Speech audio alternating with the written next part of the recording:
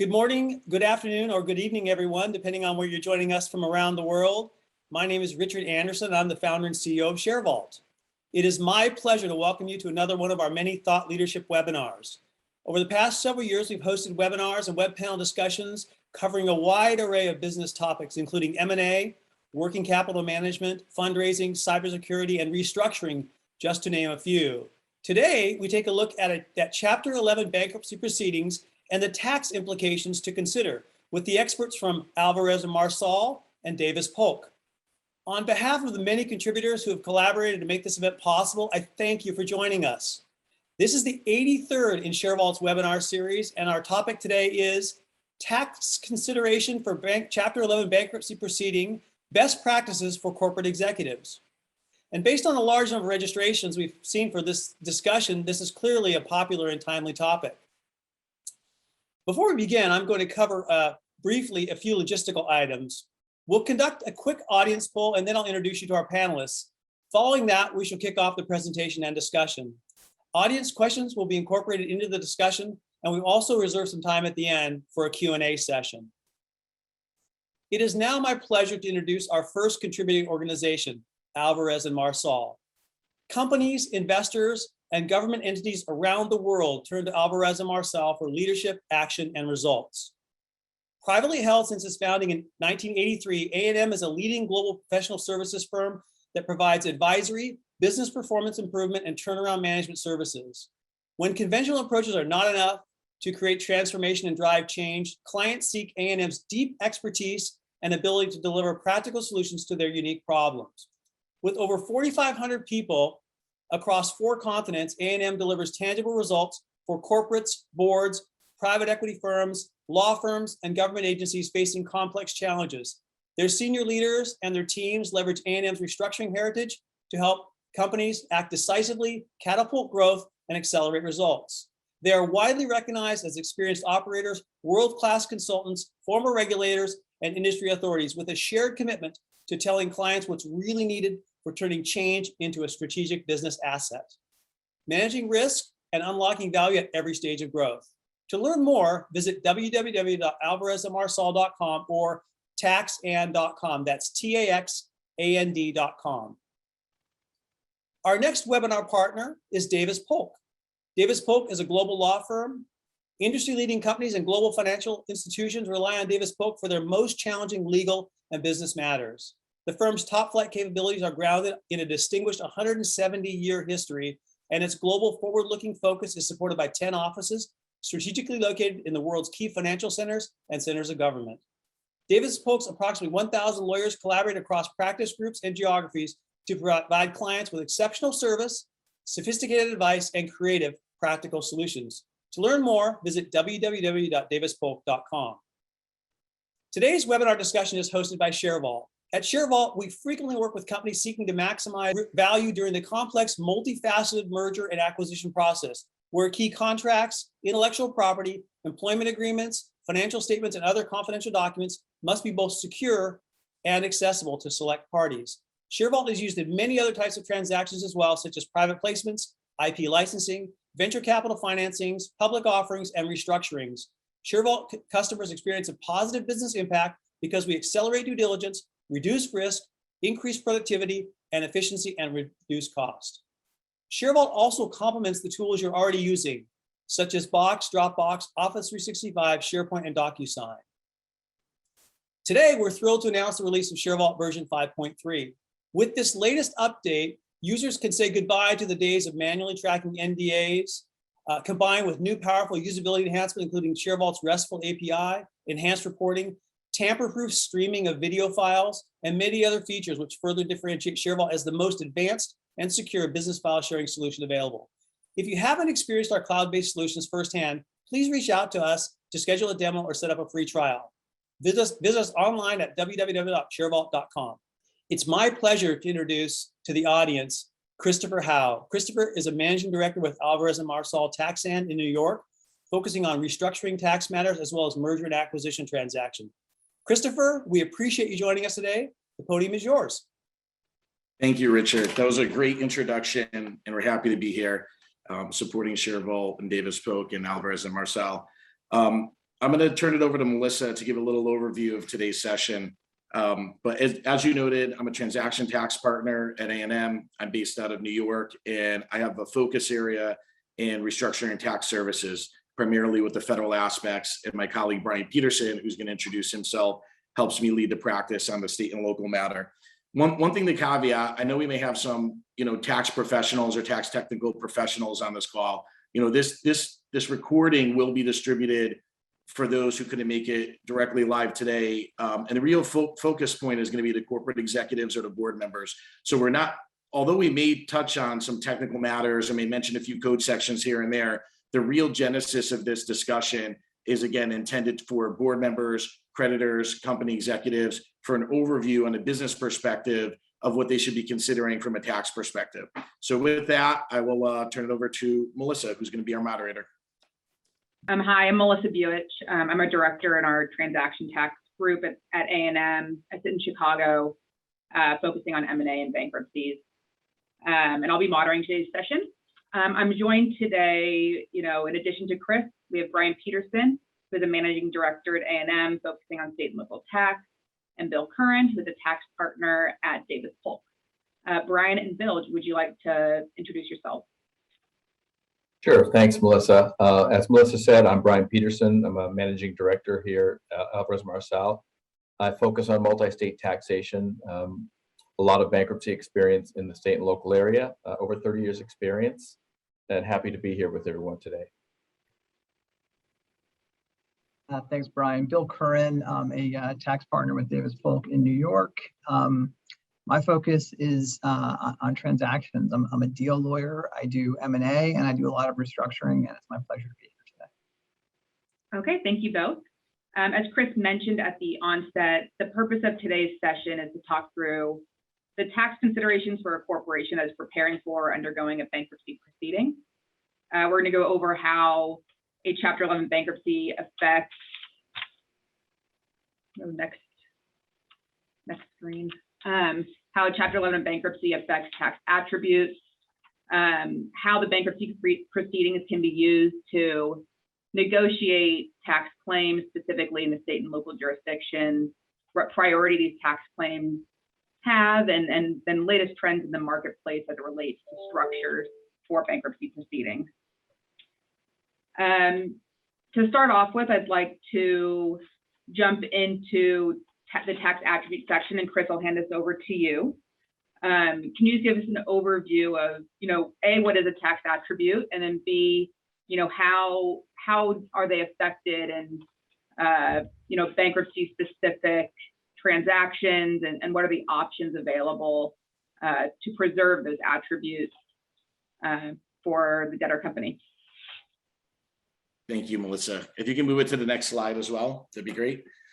So generally, at the beginning of a case, when we talk with corporate executives or the internal tax department who may not have much experience with a Chapter 11, folks often think up front that there will not be any immediate federal cash tax impact, which is likely the case.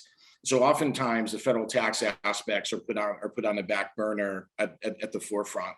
What we like to do is try to make sure that there's not any hidden value there that's being lost, right? So from an attribute perspective, a lot of times you think of generally your net operating losses. So if a company is doing a restructuring, and again, we're focusing here on in-court restructuring, they generally have been bleeding some cash, likely have large net operating losses.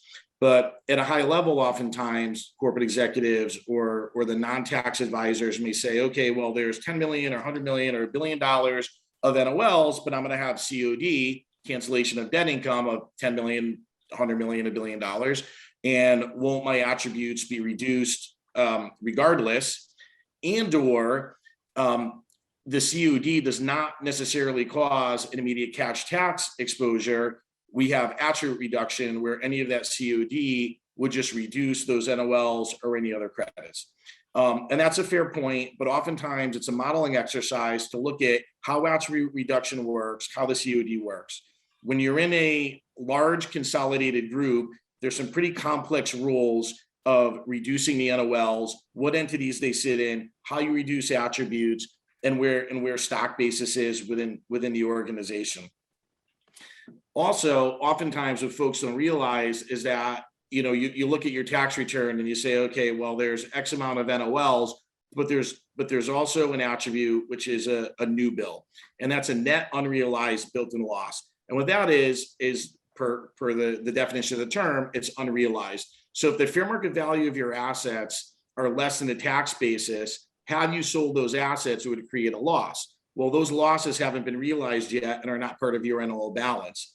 But if you have a change of control, those built-in deductions are actually limited the same as NOLs would be. And so we've worked on several cases where even though there's a small amount of NOLs, or those NOLs may be reduced with attribute reduction or an offset of otherwise of COD, there may be hundreds of millions or billions of dollars of value in net unrealized built-in losses in the tax basis balance sheet.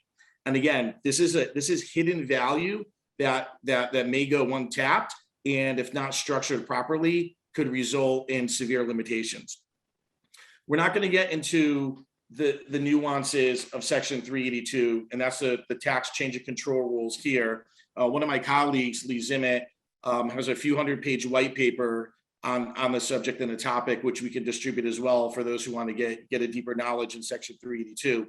But at the highest level, the best way to think about it is that when you have a change of control from a tax perspective, there's limitations on these tax attributes. Again, your NOLs, your credits, your built-in deductions. That limitation is based on what the equity value of the company is. So again, if you're going into a bankruptcy and you're about to file for a Chapter 11, your equity value, you're likely insolvent or on the verge of being insolvent, and so your limitation on these attributes would be fairly limited. Now, what happens is you take the equity value of the company, and let's say that a company before they go into bankruptcy was $100 million, and you look at what the long-term tax exempt rate is, which may be 2%. You would only be able to use your attributes at 2% a year. And so in my example, that'd be $2 million a year going forward, where you have hundreds of millions, again, or billions of dollars of attributes. So it's a pretty severe limitation. And again, that's assuming that there's any equity value at all. And in a Chapter 11, you're likely insolvent. So it's important not to have a change of control during the pendency of the case, of the Chapter 11 case. And Bill Curran may talk in a few minutes about some trading motions that are put in place around stock trading orders or debt trading orders, which would limit the trading of the equity or the debt during the pendency to avoid a change of control. But we have highlighted on a slide here, and what I think the main takeaway should be for the non-tax folks is that there's two exceptions when you go into a Chapter 11 regarding 382. And that is what we refer to here as a Section 382, L5 and L6 bankruptcy exceptions, and stated from the specific code section that they are. In a nutshell, what the benefit of 382 L6, which is at the bottom of the page, allows you to base that limitation that I noted before on your post-emergence equity value. So after the company cleans up its debt, restructures its affairs, and emerges from bankruptcy as a healthy company, its reinstated equity value is what's used in order to set your limitation on attributes. This L6 election must be made upon emergence. So again, I want to reiterate, you do not want to have a change of control during the pendency of the case. You want this election to be made upon emergence. So when you emerge and how you emerge is going to be very important. And then again, Bill from Davis Polk is going to go over a few of the structuring items later in this presentation. The Section 382 L5 election, which is in the middle of the page, I refer to it as the home run election. That basically is allowing creditors who are going to take ownership of the company to not have any limitation on their tax attributes. Now, there's various technical nuances that may prevent a Section 382 L5 plan from being able to be executed. And because you're treating the creditors as if they were historically equity owners, any interest expense that's part of your tax attributes will be reduced. But if you do a modeling exercise and you look at the true value here, we've worked on several cases where creditors have come in. The end result is they will have the majority equity ownership upon emergence. And upon making this election, they will not have any limitation. That 2% is not applicable, and they will have the full use of any remaining net operating losses, credits, or built-in deductions. Now, one of the risks here, when we say risk in the middle section there, is that a requirement is that the creditors must not have a subsequent change of control for a 2-year period after emergence. Now, you'd say creditors generally aren't in the business of being equity holders. That's why they're in a creditor group. But in today's market, what we've seen over the last couple of years is creditors are more inclined to have a hold and harvest strategy and hold the equity that they're getting upon the reorganization for a multi-month or a multi-year period.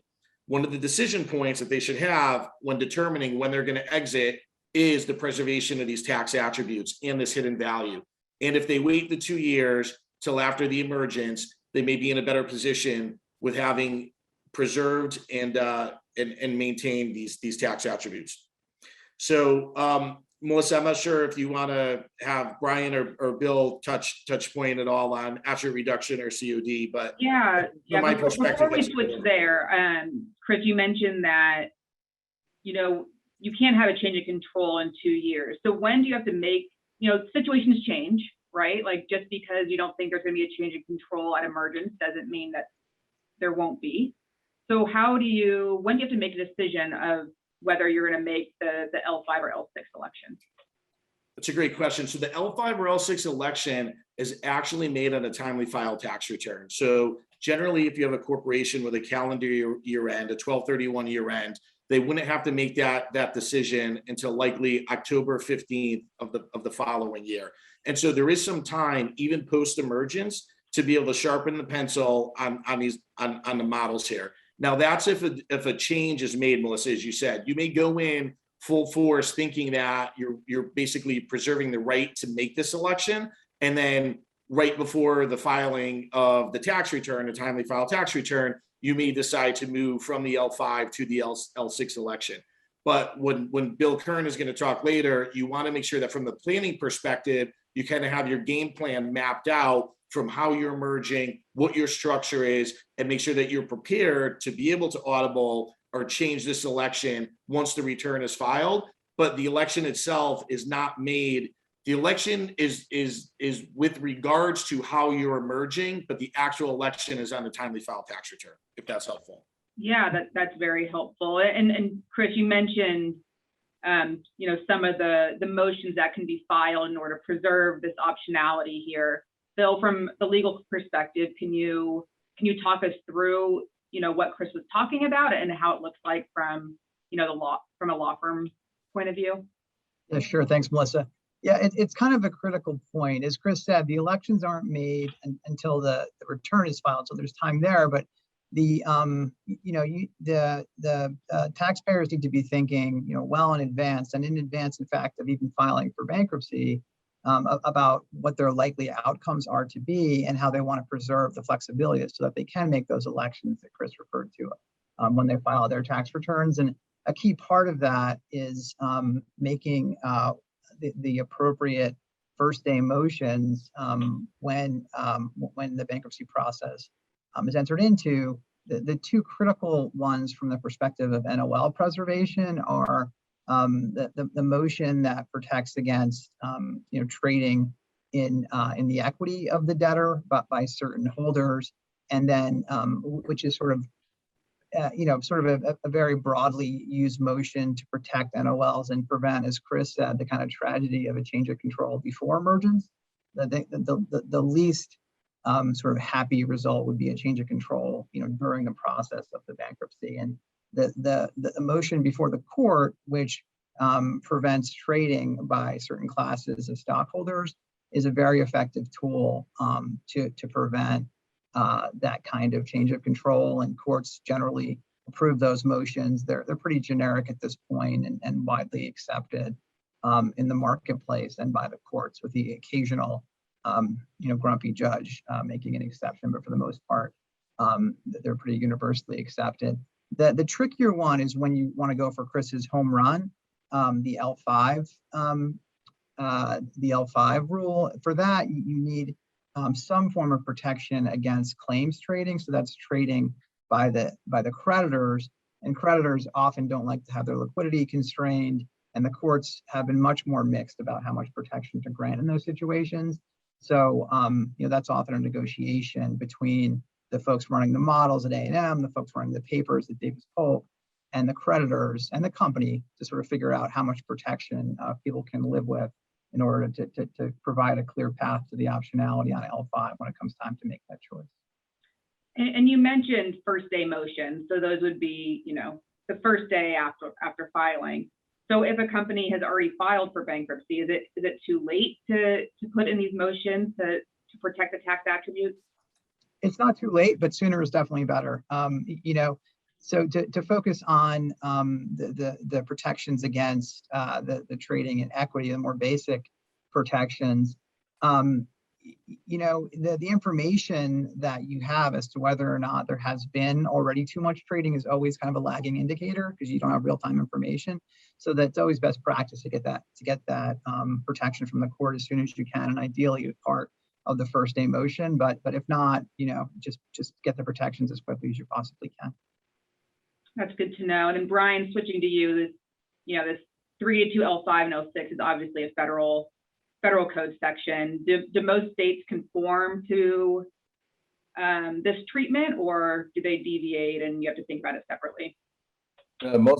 Thanks, Melissa. Most states will conform to 382 and the rules. Most states use the Internal Revenue Code as the starting point for their state income tax calculations.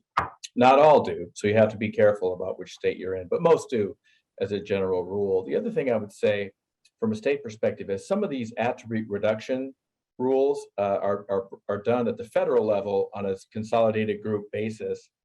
And for state purposes, not all states allow or require consolidated returns. And some states are separate filing returns where each corporation files a separate return, or some states are combined return states that have different rules in consolidation. So the attribute reduction might be a little different from a state perspective in terms of how the reductions flow from asset class to asset class. Yeah, that makes sense. And Brian, sticking with you, after an entity files and Chapter 11 is announced, there's a bar date that is set where creditors need to file a proof of claim if they want to be able to preserve their right to get anything from the estate, once they emerge. Oftentimes, these creditors are state taxing authorities. So can you talk us through the claim process and what that looks like from a tax perspective? Sure. So I think we're probably on the next slide now, right? So whenever a debtor files for bankruptcy, they file a petition with the court, and that's known as the petition date of the bankruptcy. Any pre-petition date liability cannot be paid by the debtor, and similarly, creditors cannot enforce any claims against the debtor for pre-petition liabilities. There's an automatic stay that gets put on by the court and stays the collection activity from creditors. Post-petition liabilities, which are liabilities that arise after the petition date, are paid in the normal course of business. Those are not subject to the automatic stay. When a taxpayer files for bankruptcy, all the creditors receive notice that there's a bankruptcy and they have a particular amount of time in which to file claims. And that time ends on what Melissa just referred to as the bar date. After that date, creditors are generally barred from filing claims. Well, the state and local jurisdictions and the Fed and the IRS as well, taxing authorities are part of the notice process. So they get noticed when a taxpayer is filed for bankruptcy, and states will file claims against the debtor in bankruptcy court, and if they file them by the bar date, then they're considered to be valid claims in terms of being filed timely. The interesting thing is, again, pre-petition liabilities cannot be paid by the taxpayer. So, for example, we see a lot of situations where taxpayer will file for bankruptcy. Meanwhile, they're undergoing a state audit at the time. The auditor might come up with an assessment. The taxpayer might agree to it, and then they said, "Well, we'll just pay this." Well, it cannot be paid if it's a pre-petition liability without court approval. The determining factor of whether a particular liability is pre-petition or post-petition really is determined by the year-end date. So for a calendar year taxpayer, if the 12/31 follows the petition date, comes after the petition date, that's considered to be a post-petition liability and not subject to the automatic stay. I have seen some courts take a slightly different position and say that if the tax year end falls past the petition date, that you prorate the period, and the months before, the days before the petition date are pre-petition and the days after are post-petition. But most of the courts take the position that it's the year end date that controls for determining pre-petition and post-petition liabilities. Property taxes from a state tax perspective are a little strange, a little different, because in the property tax arena, there are several periods that are important. Number one is the year to which the property taxes relate, the period. Number two is the assessment date on which the property taxes become an assessed liability. And number three is the payment date. And those are often very different. For bankruptcy tax purposes, the assessment date is the date to determine whether it's a pre-petition or a post-petition liability. If that date falls before the petition date, it's a pre-petition liability subject to the automatic stay. The assessment date is generally when the liability becomes a legal obligation of the taxpayer. Generally, tax claims are priority claims in the bankruptcy. They're always unsecured claims, except in certain circumstances, property taxes can become a secured claim because the taxing authority has the ability to file a lien against the property by law. But in general, taxes are non-secured claims. They're not secured by assets of the taxpayer. Tax claims generally take priority, though, so they're priority non-secured claims, which means they get paid before other non-secured claims. They are priority if they are if the due date of the return for the tax in question is within 3 years of the petition date, or if they're assessed within 240 days of the petition date, or they are assessable but not assessed. And so there's a common misunderstanding of this. Some folks say, well, if the tax period is earlier than 3 years from the return, the assessment, the petition date, then it must be a non-priority claim. But it all is predicated on whether there's been an assessment made. So if there's been an audit and assessment has been made, as long as that assessment is made within 240 days of the petition date, it's a priority claim, even if the tax period relating to the assessment is earlier than 3 years from the petition date. So there's a common misconception. I've actually seen some state departments of revenue misunderstand that and drop amounts off their claim under the theory that they think it's a non-priority and unsecured and won't get paid, even though they haven't assessed anything, and they could make an assessment and have it be a priority claim. So Brian, if it's a priority claim, does that mean that the state or the taxing authority is going to get paid at 100%? Or what does that mean in terms of actual payment of that claim? That's a great question. So the answer is no, it does not mean they get paid at 100%. It just means that once the claim is agreed to or approved by the judge, that its payment becomes a priority in front of all the other unsecured claims. When states file claims, it's interesting because some folks, there's another misconception that, well, a state has to have an actual amount that the taxpayer owes in order to file a claim. And most states will file a protective claim. So it's basically a conjured up number that the states get on the record as a claim because they can never, if the bar date passes, a state cannot file a claim at that point. So they want to file a claim to protect themselves. These are so-called protective claims, and they often are not related to any actual assessment or any actual amount the taxpayer owes, but the state is filing a claim to protect itself. A state or other governmental authority can always lower the claim after they file the claim. They can reduce the amount, but they generally can't raise it after the bar date goes by. So they're generally apt to file a very large claim that's not necessarily based in reality. And Melissa and Chris and Bill and I worked on a case over the last year or so where one of the taxing authorities filed a $10 million claim, and it actually wound up being $70,000 at the end of the day. So again, that was a protective claim that we were able to negotiate away. And when in fact a claim is filed, there are three options for the taxpayer, the debtor, to deal with that claim.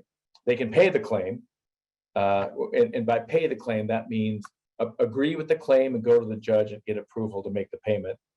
They can object to the claim, or they can negotiate the claim. Generally, if it's a protective claim, as I just described, we're not going to pay it because it's not based in reality. It's vastly overstated and unrelated to any amount we would actually owe. So the answer is we will not pay that. Generally, when we talk to the states, we say, look, we're not going to pay your claim. It's not real. We could object to it. We could object to your claim. And if we object to your claim, the next step is going to be a hearing in front of the federal bankruptcy court judge. And by the way, when we do that, the burden of proof does not fall on the taxpayer as it normally does in an audit situation. It falls on the state. You have to go in front of the judge and explain why we owe you this inflated amount, which of course you won't be able to do because we don't owe that amount. It's a protective claim. And if that happens, the judge is likely to toss your claim and you get nothing. Or we can negotiate a reasonable amount if in fact we do owe you something for prior periods.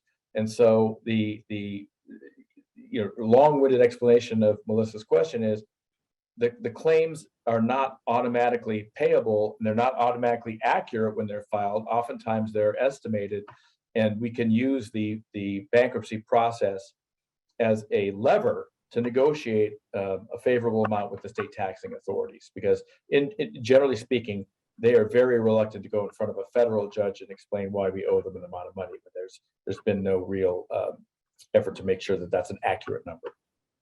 Thanks, Brian. Sounds like there's a real opportunity there for actual cash savings for the debtor in negotiating these claims that come in. Absolutely. I think switching gears from here, or unless Chris or Bill have anything to add, I'd like to spend some time, and Bill, we'll have you talk through this on, what do the structures look like in the marketplace these days of, when a company is going to emerge. And so maybe you can give us a little bit of background of, the current trends and then some examples of what you're seeing. Sure, thanks, Melissa. I'd be happy to.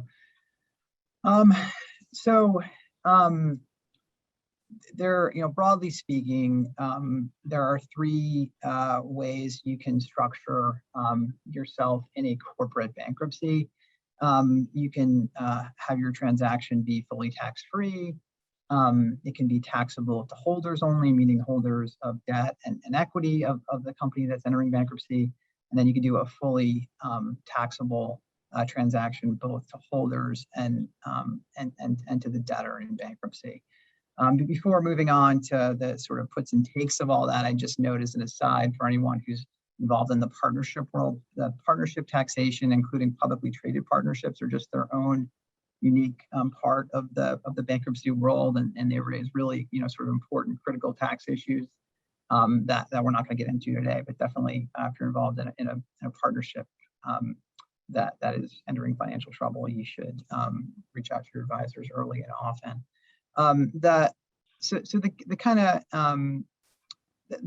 point I hope that comes across in this little discussion is that as Chris was sort of teeing up and Brian was hitting as well, there's meaningful value to be addressed in the structures that are chosen for your bankruptcy, and it's sort of critical that you consider the various alternatives you have early in the process.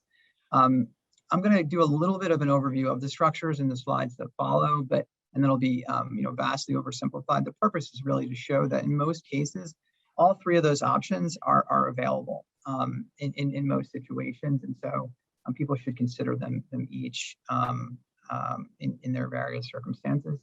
So to sort of turn to what will drive the decision making between the alternatives, it's really going to come down to math and appetite for complexity. I think the complexity usually can be managed with the professionals, to sort of leave it to your lawyers and your advisors to handle in most cases. So it's going to kind of come down to what the modeling team, what like the A&M crew shows in terms of value.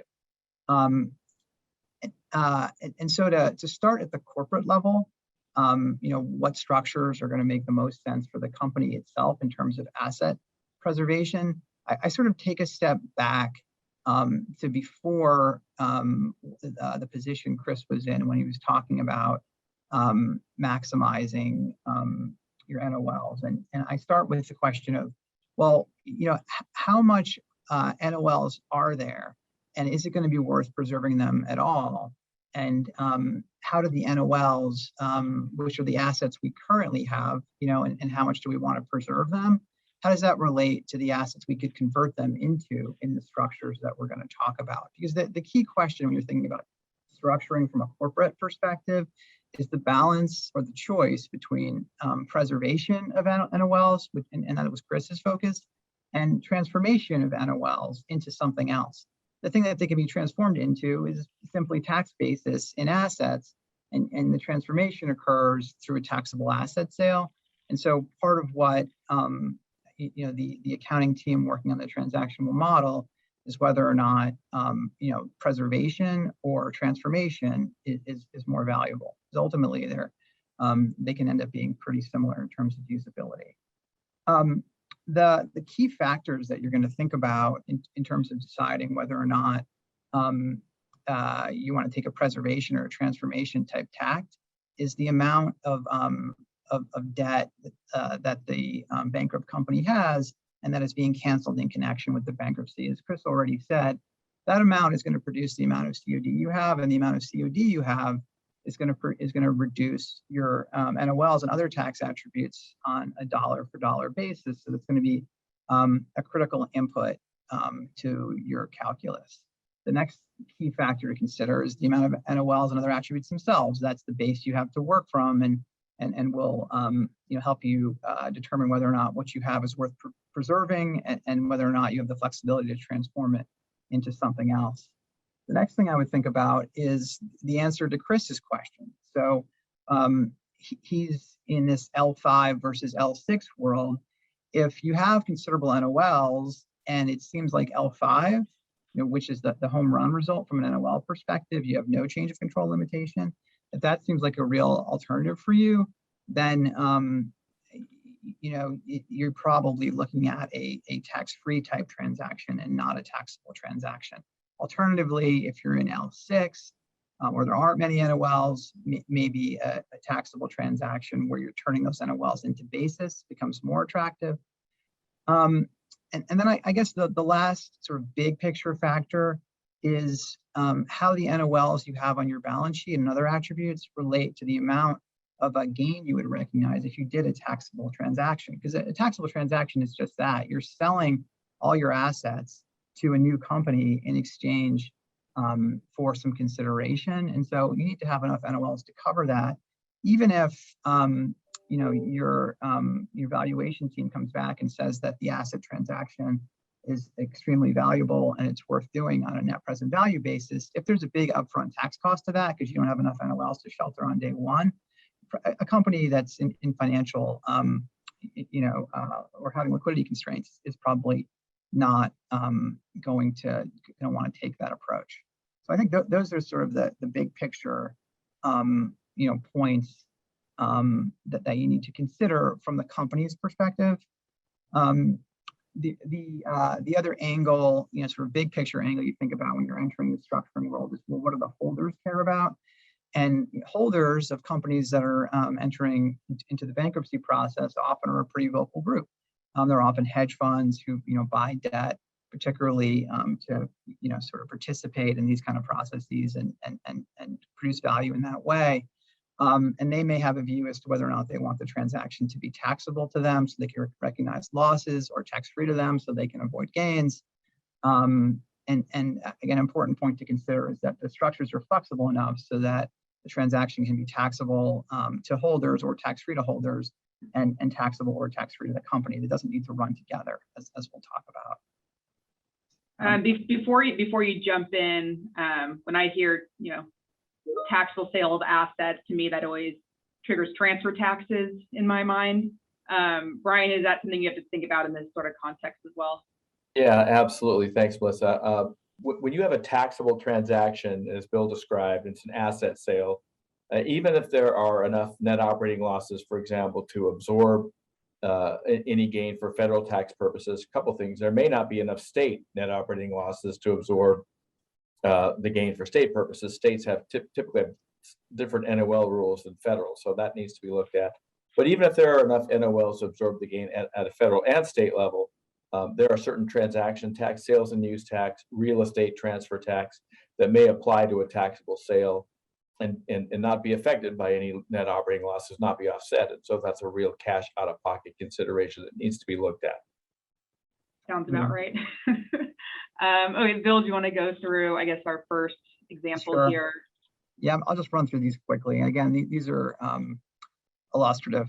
So this is the most basic structure really that you can affect. If you sort of told people, if they didn't hire lawyers or financial advisors or accountants, and they were going to restructure, they might do just this, and it might be a tax-free transaction. So what you're doing is you're exchanging, you get the lenders exchanging their debt for the equity of the company and probably some new debt and perhaps some cash if they're being paid out in cash. And this, to the extent of the stock that's received back, will be a tax-free recapitalization transaction. It'll be generally tax-free to the lenders, and it'll generally be tax-free to the company as well. So very straightforward transaction and kind of the baseline, I think, for restructurings. This is a modified structure where you have a situation where your hedge fund holders or other holders have losses they want to recognize. So it's important to them that it be taxable. But your modeling team tells you that you have NOLs. Maybe you're in an L5 situation. Maybe there's just a lot of NOLs, or maybe the upfront tax is too great. Maybe Brian's telling us that there's just massive California or New York real estate that's going to trigger a ton of transfer taxes. So you don't want to do a taxable transaction at the corporate level on a real asset sale, but your holders are making a lot of noise, so they want to recognize their losses. You can do something like this, which is by using a new company, by inserting a new holding company on top of the debtor, and by having the lenders, the creditors transfer their claims to the topco in exchange for the voting stock of the topco, and then issuing some non-voting stock to management in respect of services provided or to be provided. You can so-called bust your tax-free transaction and have a taxable transaction at the holder level. There's a number of different ways to do this. This is just a simple one that is reasonably commonplace. To the next slide. I mean, what we're going to see is a highly illustrative version of an asset sale. And everyone who works in the transactional world knows what an asset sale is. It's actually a sale of the company's assets in exchange for consideration. And here the consideration is stock of a new company. The consideration can also be claims. The paramount consideration, the paramount factors to be thinking about when structuring this type of transaction is avoiding tax-free status in any number of ways. It's, your tax friends will tell you that the hardest thing in the world to do is find a tax-free transaction when you're trying to, and it's also pretty hard sometimes to avoid a tax-free transaction when you're trying not to. The focus here is on making sure you don't accidentally slip into a tax-free transaction when taxable is the goal.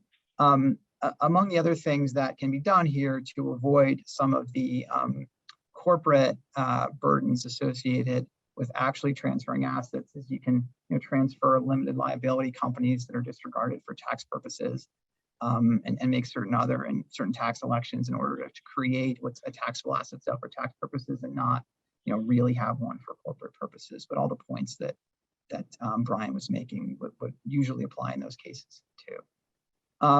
So that's step one, is a simple transfer of the company's assets to a newco in exchange for the newco stock.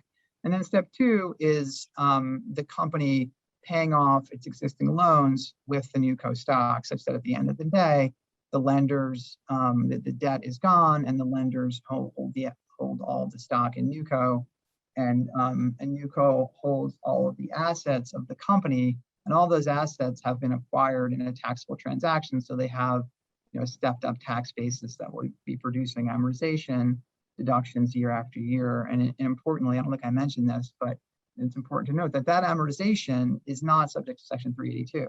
So it's sort of fully a post, bankruptcy, post-change tax asset. And in measuring it, of course, your modeling team will be taking into account, its value over time without 382 and comparing that to the 382 limited value of any NOLs you would have otherwise preserved. I think that's my tour. It seems, so it seems like all of this is very fact specific, both on, the company specific assets or tax assets it has available or attributes. It's also very contingent on the creditor group and what they want to do post-emergence and the business aspects that are in play. Chris, just knowing that we're at A&M and our colleagues are on the business side of here as well. Can you talk us through, I guess, the interplay of, is it the lawyers really driving this discussion, or who is being tapped, I guess, within the company to provide some insights and weighing in on these instructions from the debtor point of view? Yeah, all right. So no, I listen, it's a combination. I mean, we work on several cases, obviously with Bill and his team, but any of the financial advisors or their historical tax advisors are going to work hand in hand with the attorneys. And it's really, look, we try to say from the forefront, trying to keep this as high level as possible from a business perspective. There's a saying, don't let the tax tail wag the dog, right? There's real hidden value there. There's real issues with liquidity, whether you pay those claims, those state claims Brian talked about, a real opportunity to negotiate those claims down. There's real opportunity to preserve either your NOLs through various structures, or as Bill laid out, to have a transformation effect to turn those attributes into new basis. And so it's really a combination where we look to the company and say, what are your business objectives? How do we team with their current providers to work on the modeling exercises, right? If we're coming in as the advisors on the bankruptcy specific matters, we need to team with the internal tax department and with their current advisors on where these attributes are, where basis is, what the history of the company is, what their tax basis balance sheet looks like. And then also, and Bill, I'll turn it over to you in a second, but you'll say the same, I assume you'll say the same thing is, you may be coming in fresh too. And so it's really an all hands on deck, but, we try to be purposeful, we try to be crisp, and we try to, give advice to the company executives or the boards to say, there's real value here. And when you make a business decision, don't forget about this $1 billion of NOLs or new bill, or don't forget that your creditors may want to do taxable transaction. And here's what the result is. So Bill, any kind of comments or follow up on that? Yeah, no, I agree with all of that. I mean, there's probably two critical roles that I think both like an A&M and a Davis Polk play in this situation. They're at the highest level, they're similar. And obviously our particular functions are quite different, but at this level, they're almost the same, which is come in and make sure that everyone is thinking about the opportunities and not just like missing the opportunity to look at the value here, but by having them, like helping them flush out the facts so that they can see where the value sits and the alternatives that are out there, which of course a regular company wouldn't have that perspective. That's not what they do, or should they? The second is getting these issues out of the legal hands and the sort of internal tax hands and into the decision makers' hands. A lot of times these decisions are made by, sometimes they're made by the hedge fund people themselves. And sometimes they don't know about the value. And when you tell them about the value, they're shocked because it's something that they would never disregard. But those conversations are happening at the wrong level. So you really want to make sure you get those conversations up to the business people early so that they can take them into account. One of the questions that someone sent across, I think is a good one is, we talk a lot here about the opportunities in the tax world of how, these structures can be utilized with a different motion. What, I guess, from what your guys' experience, what have you guys seen as some of the pitfalls that have happened maybe in the business case that ends up having, tax implications for people who aren't, if tax people aren't brought up front, how does that play out, or what's things that people should be aware of?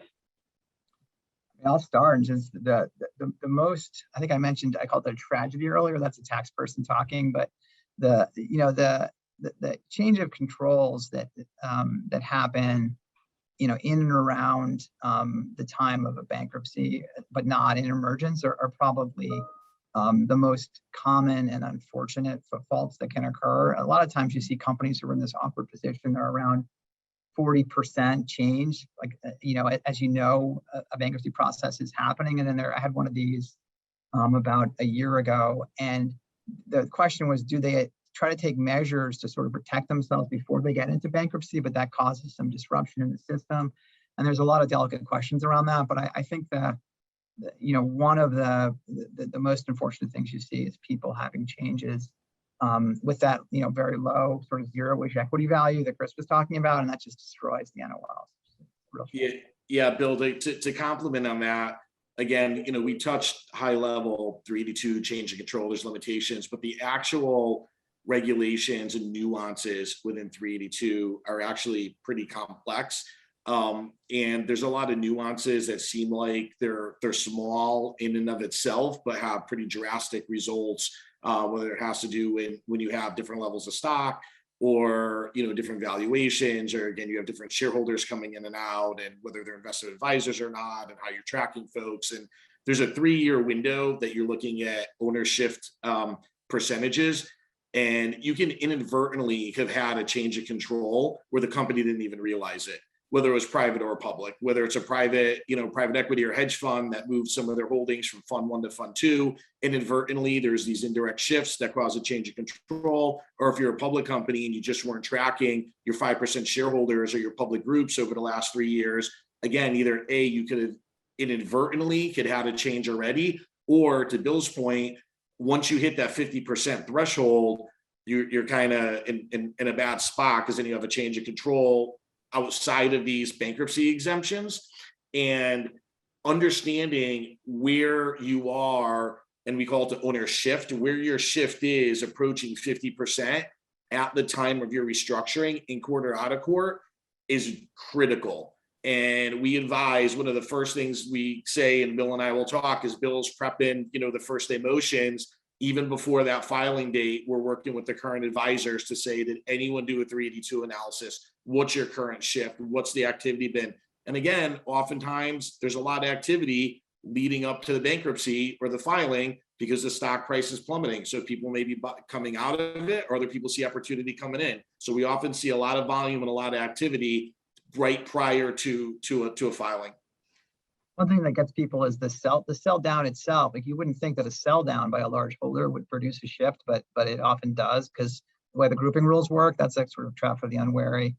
And then the other one that you see is changes to the terms of debt that result in a deemed taxable exchange of debt, which can produce, outside of bankruptcy, can produce a lot of cancellation of indebtedness income that can really throw people. That's another tough trap for folks.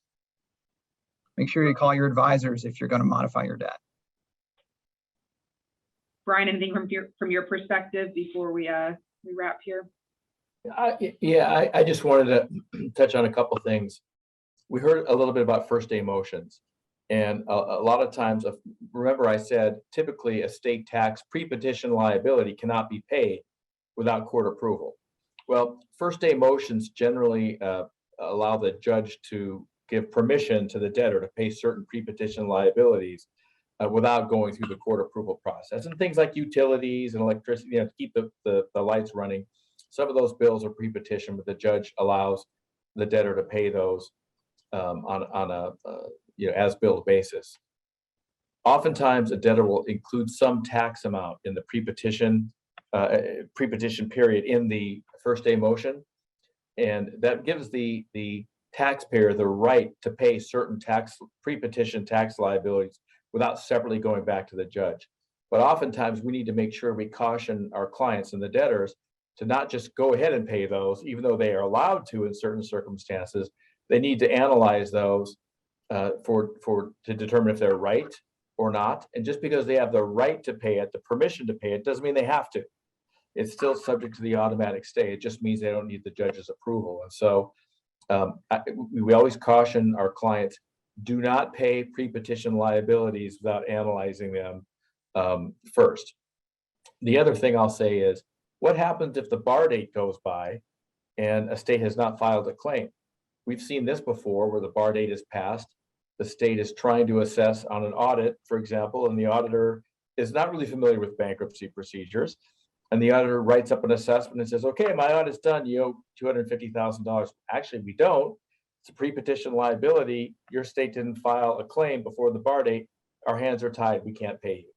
And sometimes those things drop off the table. So again, a working understanding of the bar date, pre versus post petition, and the ability to negotiate away these claims is critical in a bankruptcy. Well, thank you all, and thank you to our panelists for speaking, and thank you for everyone for joining us today. I'd like to hand it back over to Richard Anderson to close us out, but if there's any follow-up questions, please feel free to reach out directly to anybody here today. Great. Thank you very much, Chris and Brian and Bill, for sharing your vast knowledge on these topics with us, and to Melissa for moderating the panel. Thank you so much. And thank you to our audience for joining us today. We sincerely hope that the information that you've learned today or revisited perhaps will be helpful to you. And on behalf of the entire group here assembled, we wish you good health and a wonderful remainder of your day. Thank you, Richard. Thanks, everyone. Thanks a lot.